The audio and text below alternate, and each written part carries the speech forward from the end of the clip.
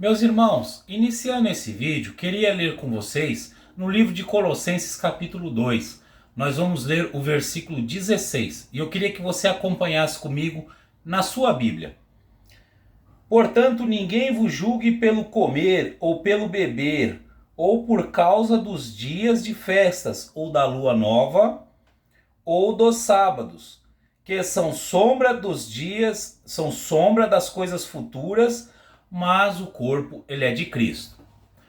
Queridos, os adventistas, eles pregam a guarda do sábado como mandamento de Deus. Mas não é só isso, esse tipo de doutrina que tem lá, né? Quando eles falam da guarda do sábado, eles dizem que o sábado é um mandamento de Deus e é a lei de Deus. Eles colocam como lei. Só que não é somente isso. Se fosse só a guarda do sábado, mas tem muitas doutrinas lá que não tem na igreja evangélica. Quais são elas? Eles falam também, além do sábado, do santuário que tem no céu. Eles dizem que tem um santuário no céu. Possivelmente, eu acho que pregam isso porque William Miller, em 1844, diz que Jesus voltaria. Numa data de 22 de outubro, se eu não me engano, de 1844, que o Senhor Jesus Cristo voltaria. Aí, na época que ele pregava isso, o adventismo ele surgiu depois de William Miller, né? E após isso, eles viram que nada aconteceu, Jesus não voltou. E aí começaram a tentar justificar os futuros cabeças e líderes da igreja adventista.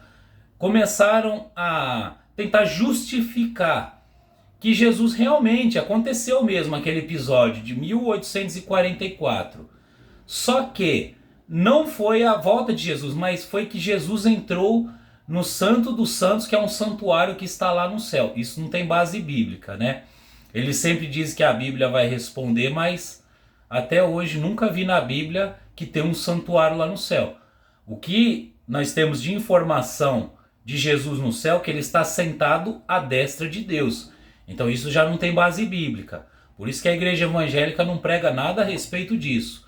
Mas enfim, acredito que eles usam, até hoje é falado que tem esse santuário no céu, talvez para justificar o que o William Miller ele pregava, né?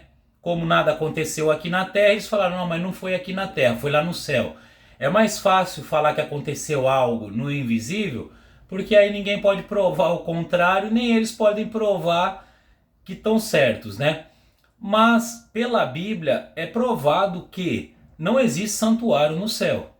Então, isso daqui é também um argumento até para que se refute essa doutrina deles. Outra doutrina que eles têm também é a respeito das comidas, que não se pode comer, né, mais conhecida a carne de porco, tanto que a maioria dos adventistas, eles são vegetarianos, né? Uma boa parte deles veganos, vegetarianos, né? Mas também não tem doutrina bíblica para isso, porque eles falam que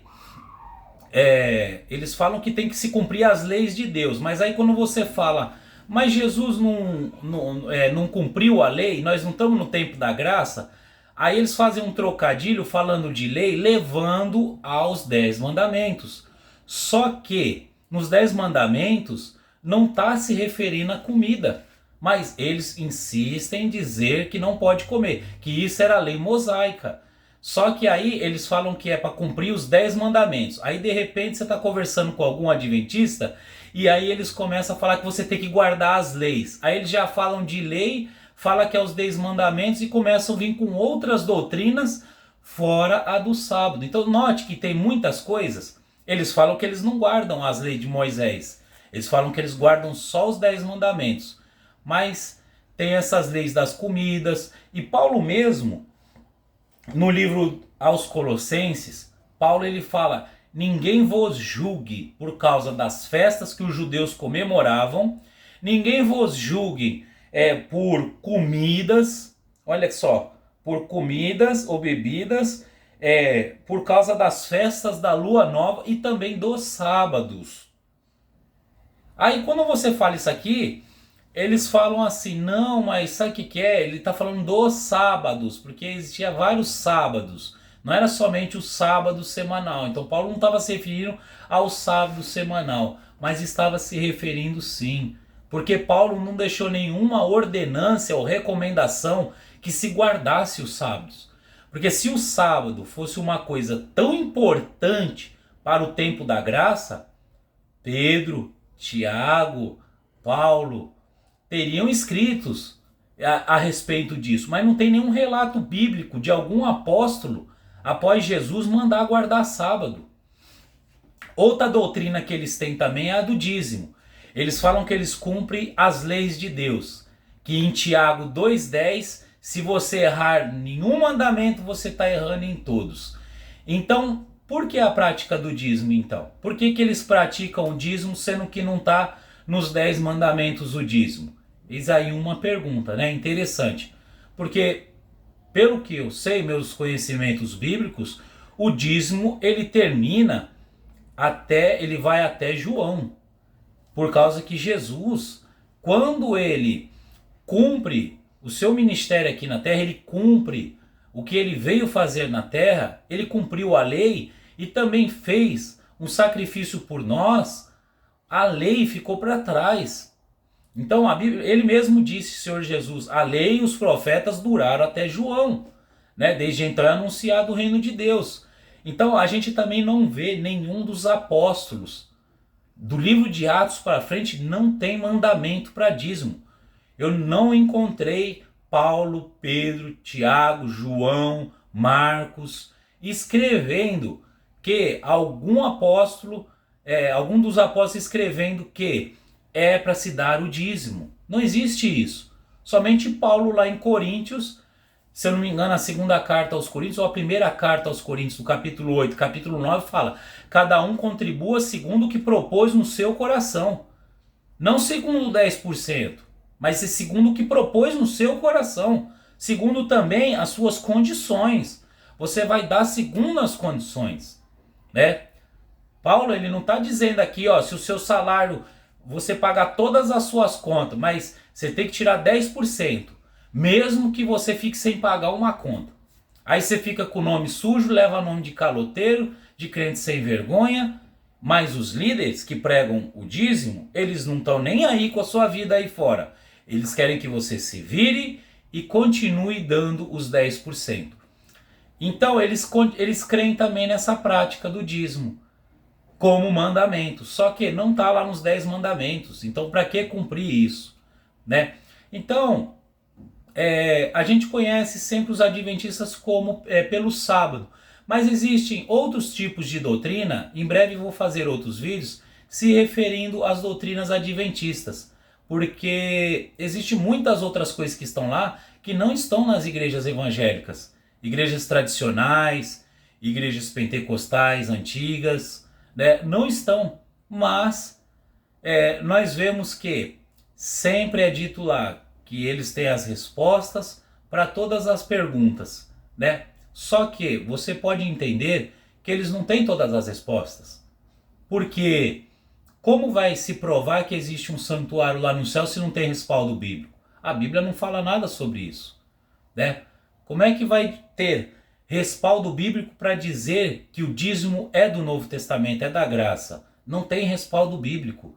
Então, quando eles dizem que eles guardam os mandamentos, eles colocam o sábado.